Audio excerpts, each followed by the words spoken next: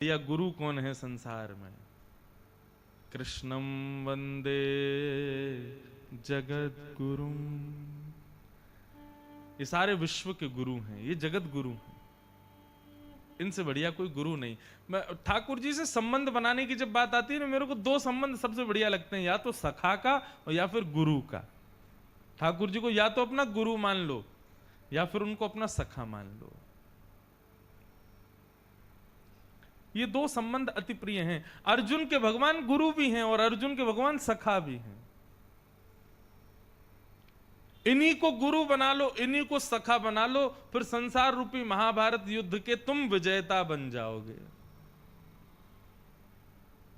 ये जिता देंगे आपको। तो ऐसे गुरु को वंदन किया गया। सूत जी महाराज अपने गुरुदेव श्री सुखदेव जी महाराज को वंदन करते हैं और वंदन करते हुए फिर कथा कहना प्रारंभ करते हैं। बहुत सुंदर बात कहते हैं यहां पर कि धर्म स्वनिष्ठितः पुंसाम विश्वक्षेण कथा सुयः नोत्पादे दधिरतिम श्रम एव हि केवलम।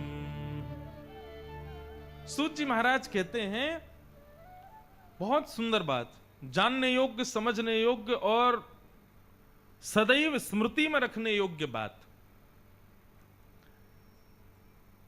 हमारे द्वारा किए गए जितने भी व्रत हैं, अनुष्ठान हैं, नियम हैं, तीर्थ यात्रा हैं, नाम जप हैं, ये आदि आदि भगवत प्राप्ति के जितने भी साधनों को हम अपनाते हैं या उनको करते हैं, एकादशी के व्रत के रूप में, सोमवार के व्रत के रूप में, तीर्थ यात्राओं के रूप में, गंगा दशहरा में गंगा स्नान के रूप में, यम द्वितीया के रूप में श्री यमुना जी के स्नान के भाव से संतों को प्रणाम आदि करना, ये जितने भी हम धर्म कर्म के काम करते हैं, इन सबको ठाकुर जी स्वीकार करते हैं, ये मुझे कैसे पता चले?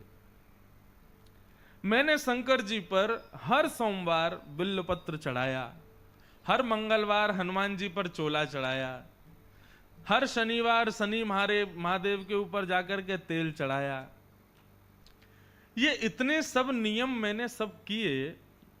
नवरात्रि के दिनों में मैंने वो दुर्गा सप्तशती का पाठ कराया, परंतु मेरे द्वारा की गई जितनी भी क्रियाएं हैं सबको ठाकुर जी ने स्वीकार किया है, ये कैसे पता चले? हम जितने लेटर भेज रहे हैं वो सामने वाले को मिल भी रहे हैं कि नहीं, ये कैसे पता चले? हम जितने मैसेज कर रहे हैं सामने वाला उसको पढ़ भी रहा है कि नहीं, ये कैसे पता चले? तो उसी प्रकार ये जितने धर्म कर्म की क्रियाएं हैं ठाकुर जी ने उन पर दृष्टि डाली है, उनको स्वीकार किया है, ये कैसे पता चले? तब उसके लिए श्री सूत जी महाराज कहते हैं बहुत सुंदर बात। वो कहते हैं नोत्पादे दधिरतिम श्रम एव हि केवलम। कहीं कोई विद्वान व्यक्ति, कहीं कोई भावयुक्त व्यक्ति, कहीं कोई रसयुक्त व्यक्ति बैठ करके प्रवचन कर रहा हो और आप जाकर के सुनते सुनते आनंदित होने लग जाओ, उसमें तुम्हारी रति हो जाए, समय का पता ना चले, आसन में एक में बैठे हो उसका भी भान ना लगे, भूख प्यास सबसे निवृत्त हो जाओ और तल्लीन होकर के उसके भावामृत को, उसके रसामृत को सुनने लग जाओ, उसमें तुम्हारी रति होने लग जाए, तो समझना भगवत लीलाओं में रति होने का मतलब है कि आपके द्वारा की गई समस्त क्रिया, व्रत, अनुष्ठान सबको ठाकुर जी ने स्वीकार किया है।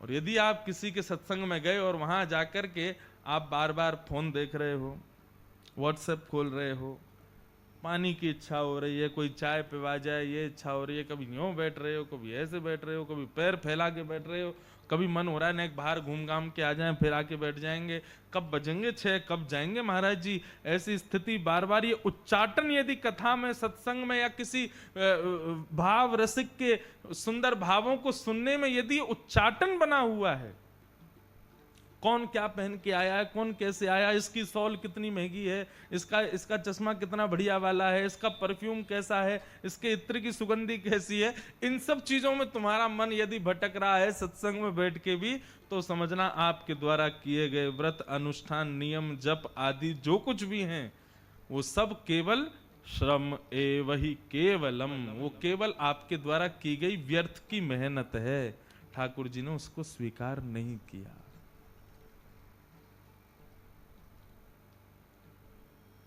श्री राम जी के सबसे प्रिय कौन हैं?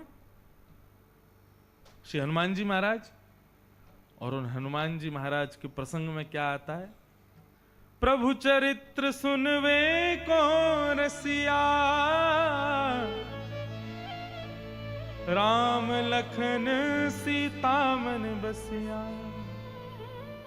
प्रभु चरित्र सुनवे को रसिया। रसिया मतलब अनंत रसिक हैं महाराज।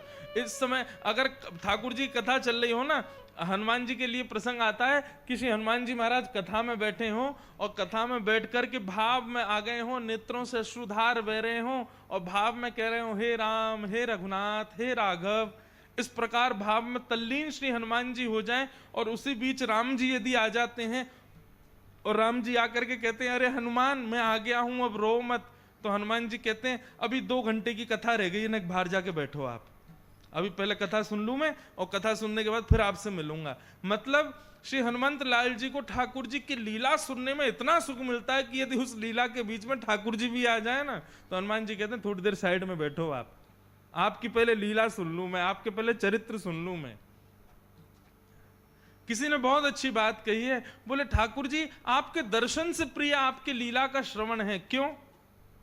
क्योंकि दर्शन में तो केवल आंखों को दिखाई देते हो, लेकिन जब आपकी कथा सुनते हैं ना तो प्रत्येक रोम को स्पर्श हो जाते हो।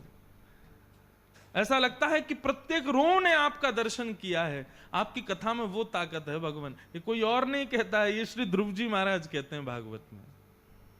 रैदास जी के प्रसंग में आता है श्री रैदास जी महाराज कैसे रहते थे पता है? रैदास जी की कुटिया थी। रैदास जी को एक दिन गंगा जी में स्नान करते हुए ठाकुर जी प्राप्त हो गए, तो ठाकुर जी को लेकर के आए। रैदास जी अपनी कुटिया में बैठ गए और मन में विचार करने लगे, हे ठाकुर जी मुझे तो तीर्थ यात्रा का बड़ा शौक है, मैं तो तीर्थों में भ्रमण करता रहता हूं, लेकिन अब आप संग में आ गए हो, आपको अकेला छोड़ के कहां जाऊं, और आपको सब जगह लेके भी नहीं जा सकता, क्योंकि मैं तो किसी के यहां से भी भिक्षा मांग के खा लेता हूं, कहीं भी भंडारे में पा लेता हूं, किसी से भी मांग के अपना जीवन यापन कर लेता हूं, आपको कैसे खिलाऊंगा? आपके लिए तो भोग बनाना पड़ता है। तो रैदास जी ने क्या किया? बोले कि आज से तीर्थ यात्रा बंद, शरीर की बंद कर देता हूं, मन की शुरू कर देता हूं। और श्री रैदास जी ने अपनी कुटिया के कोनों को ही बदल दिया। एक कोने का नाम रख दिया जगन्नाथपुरी, दूसरे कोने का नाम रख दिया द्वारिकापुरी, तीसरे कोने का नाम रख दिया श्री रंगनाथ, चौथे कोने का नाम रख दिया बद्रीनाथ, खिड़की के पास के स्थान का नाम रख दिया वृंदावन। अपनी कुटिया में ही अलग अलग तीर्थों के नाम रख दिए। और जैसे ही ठाकुर जी का श्रृंगार करते, श्रृंगार करके कहते ठाकुर जी बताओ कहां चलोगे? अच्छा आज वृंदावन जाना है, तो ठाकुर जी की चौकी उठा के और खिड़की के पास में रख देते, और आहा जय हो श्री वृंदावन धाम की जय हो लाल जी आनंद करो सुख पाओ, श्रीधाम वृंदावन में विराज रहे हैं, कल कल करती यमुना जी बह रही हैं। दूसरे दिन श्रृंगार करते, लाल जी आज कहां विराजोगे? अच्छा चलो द्वारिकापुरी चलते हैं, तो चौकी उठाते और एक कोने में ले जाके रख देते, वो द्वारिकापुरी। देखो ठाकुर जी कितनी सुंदर समुद्र की लहरें उठ रही हैं, क्या पवन बह रही है, सब लोग द्वारिका मां कौन छे कह करके गा रहे हैं, आनंद कर रहे हैं, बोले राजाधिराज महाराज की जय। रैदास जी ऐसे करते। स्थिति ये हो गई थी श्री रैदास जी की सेवा की कि रैदास जी अपने ठाकुर जी को लेकर के यदि बद्रीनाथ जाते थे, ठाकुर जी चलो आज बद्रीनाथ चलते हैं, और चौकी उठा के जैसे ही बद्रीनाथ में रखते और अपने नेत्र बंद करके भाव गाने लगते, आहा हिमालय की सुंदर पर्वत हैं, सुंदर सुंदर बर्फ जमी है, बढ़िया ठंडी व्यार बह रही है नाथ जी।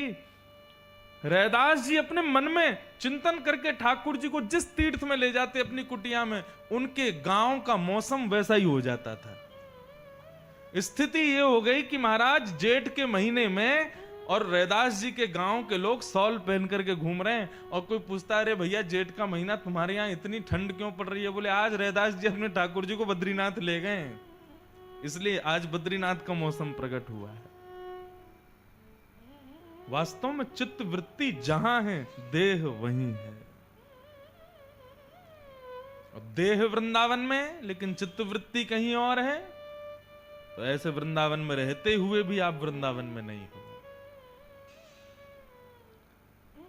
गुरु हमारे देह को नहीं सुधारता, हमारे चित्त को सुधारता है, हमारी वृत्ति को सुधारता है। इसलिए बंधुओं, आज के बाद गुरु रूप नहीं, गुरु स्वरूप नहीं, गुरु शरीर नहीं, गुरु देह नहीं, गुरु कौन? गुरु स्वभाव है, गुरु शब्द है, गुरु एक पथ है, उसके आश्रित हो जाओ।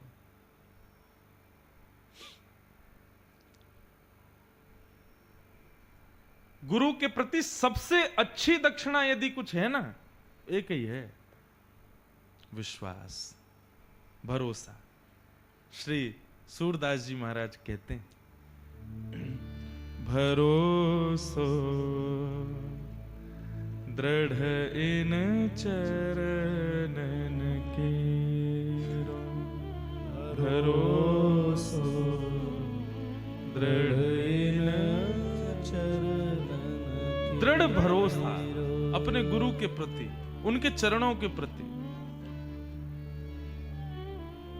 मैंने पहले दिन कथा में कहा था, बंधुओं, गुरु की आज्ञा हो जाए तो उस पर विचार मत करना। फिर गुरु कह दे बेटा सुन दिल्ली चला जा, तो फिर उनसे किंतु परंतु भी मत पूछो, दिल्ली में कहां जाना है, क्या करना है, कैसे जाना है, कब वापस आना, नहीं। गुरु जी ने कह दिया दिल्ली चले जाओ तो चले जाओ, बस। अब उस पर कोई प्रश्न अगला नहीं होना चाहिए। ऐसा विश्वास गुरु के प्रति होना चाहिए। एक बात कहूं, गुरु यदि अपने स्वभाव से, अपनी स्थिति से, अपने पद से भी भ्रष्ट होगा ना, लेकिन तुम्हारा विश्वास दृढ़ होगा, तो तुम्हारा विश्वास जो दृढ़ है वो गुरु को सुधार देगा। गुरु केवल अपनी तपस्या से और अपने भजन से ही दृढ़ नहीं होता, अपने शिष्य के शिष्यत्व से भी दृढ़ हो जाता है। हम तो भैया शिष्य ही हैं, हम गुरु नहीं हैं। इसलिए हम क्या करें, हम अपने शिष्यत्व को परिपूर्ण रूप से स्वीकार करें, गुरु चाहे जैसा हो। अगर गुरु के प्रति एक बार गुरु भाव आ गया, उसको गुरु रूप में स्वीकार करो। फिर दुनिया चाहे उसके बारे में कुछ भी कहे, फिर उसके बाद उसको त्यागो नहीं। 7 फेरे ले लिए पत्नी ने, पति अपना लिया, स्वीकार कर लिया, पति चाहे जैसा है। पत्नी यदि ब्याह के बाद में ऐसा कहती ना, पति तो ऐसा है, इसने ब्याह से पहले नहीं बताया, और ये ऐसा करता है वैसा करता है, मैं तो इसके संग नहीं रहूंगी, और ब्याह तोड़ के चली जाए, समझना कहीं ना कहीं दोनों की कमी थी। पति तो कमी था ही, लेकिन वहां पर पत्नी की भी कमी है। केवल सुधरा हुआ व्यक्ति मिले तो ही हम उसके संग रहें, ऐसा भी नहीं होना चाहिए। हमारा जो कर्तव्य है, हम उससे उसको सुधार दें। नींबू ना 5 किलो दूध में यदि निचोड़ दिया जाए, छेना बना देगा पूरे को। हम एक सद्व्यक्ति होकर के 5 लोगों को सद्व्यक्ति नहीं बना सकते।